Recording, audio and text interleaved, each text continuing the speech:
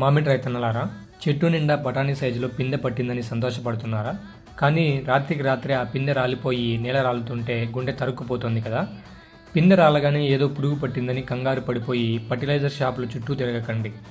ఇప్పుడు వాతావరణంలో అకస్మాత్తుగా ఎండ వేడి పెరగడం వల్ల మరియు సరైన పోషకాలు లేక పిందె తొడిమ బలహీనపడి రాలిపోతుంది.